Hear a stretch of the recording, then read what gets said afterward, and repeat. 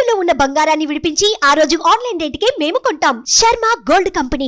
ఆంధ్రప్రదేశ్ రాష్ట్రంలో తిరుమల తిరుపతి దేవస్థానం అంటే వెంకటేశ్వర స్వామి ఆలయంలో జరిగిన అత్యాచారం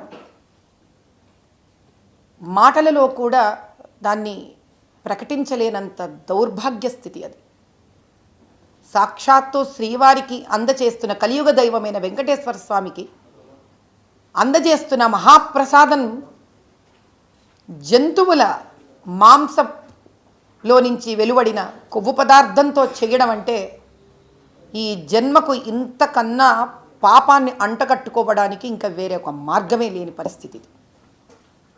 మేమందరం భక్షిస్తూ ఉన్నాం ఈ ప్రసాదాన్ని. ఎందుకంటే ఇంకా అన్ని జంతువుల తిండి తిన్నాక మనుషుల్లాగా తింటున్నామని లేకపోతున్నాను. నేను భక్షించే పరిస్థితికి వచ్చారు అందరూ కలిసి. తెలియకుండా అమాయకత్వంతో అది శ్రీవారి ప్రసాదమని ఇన్ని వేల మంది కోట్ల మంది హైందవుల ఒక నమ్మకాన్ని భక్తిని పెట్టుకొని మోసం చేయదలుచుకున్న ఆ దుర్మార్గులు ఎవరో కానీ పరమేశ్వరుడు వాళ్ళకి పుట్టగతులు ఇవ్వడు. వాళ్ళు ఎవరో తేలాల్సిందే. ఇది ఒక ఆట అయిపోయింది, పరిపాట అయిపోయింది. ఇలా హైందవుల దేవాలయాలను, వాళ్ళ నమ్మకాన్ని, వాళ్ళ సనాతన ధర్మాన్ని వాళ్ళకిష్టం వచ్చినట్టు, వాళ్లకు తోచినట్టు వాళ్ళు వాడుకోవడం జరుగుతోంది.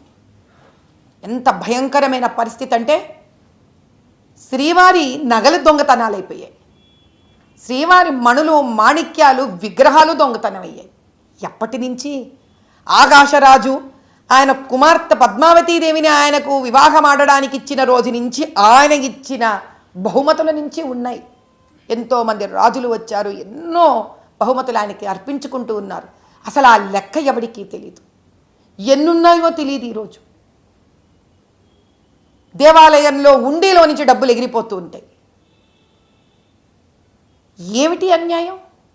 7 కొండలని జప్తు చేసుకోవాలని చూస్తుంటారు. ఎవడబ్బ సొమ్మిది? కలియుగ దైవం ఆయన.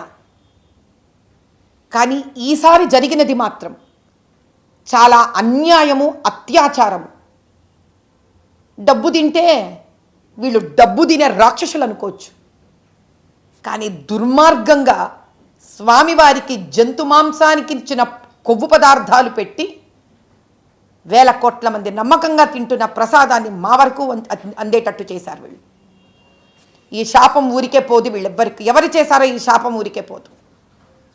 కాబట్టి ఇప్పటికైనా మేము ప్రభుత్వాన్ని కోరుకునేది ఒకటే, కేంద్ర ప్రభుత్వాన్ని. అయ్యా ప్రధానమంత్రి గారు, అయ్యా గృహమంత్రి గారు, దీన్ని దయచేసి మీరు ముందు పడండి. దీనికి సిబిఐ ఎంక్వైరీని పెట్టించండి. భారతదేశం సుభిక్షంగా ఉండాలని కోరుకుంటున్నాం. ఈ ప్రసాదం సాక్షాత్ అయోధ్యలోని రామచంద్రుడికి కూడా వెళుతూ ఉంటుంది. ఏమిటి మనకి కర్మ? ఈ మత మార్పుడు పిశాచులతో ఏలబడడం ఏమిటి దౌర్భాగ్యం? చైర్మన్ మన వాడు ఉండడు, ఈవో మన వాళ్ళు ఉండరు. ఇలా మరి వేరే వేరే మతాలకు సంబంధించిన వాళ్ళ దేవాలయాలలో మన వాళ్ళని పెడుతున్నారా? వాళ్ళకి ఫండ్స్ వస్తాయి, మరి ఆ ఫండింగ్లో మాలాంటి వాళ్ళని పెడుతున్నారా? పెట్టమనండి వాళ్ళని కూడా, అయిపోతుందిగా. మేము పోయి అక్కడ కూర్చుంటాం, వీళ్ళు వచ్చి ఇక్కడ ఇట్లాంటి పనులు చేస్తుంటారు. అప్పుడు కూడా బహుశా మేమే న్యాయం చేస్తామేమో వాళ్ళకు కూడా. దీన్ని రాజకీయం మీరు చేయదలుచుకున్నా హిందువులందరము మేము దీన్ని ఇంకా రాజకీయం కానివ్వము.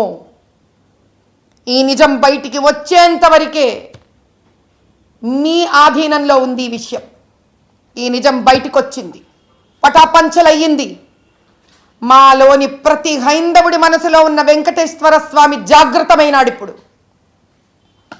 వేల కోట్లు, 120 కోట్ల హైందవులలో నుంచే కాదు, ప్రపంచవ్యాప్తంగా ఉన్న ప్రతి హైందవుడి మనసులో ఉన్న వెంకటేశ్వర స్వామి జాగృతమయ్యాడు.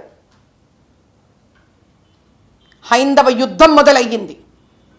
చూస్తాం ఏ విధంగా దీనికి న్యాయం జరగకుండా ఉంటుందో మేము చూస్తాం.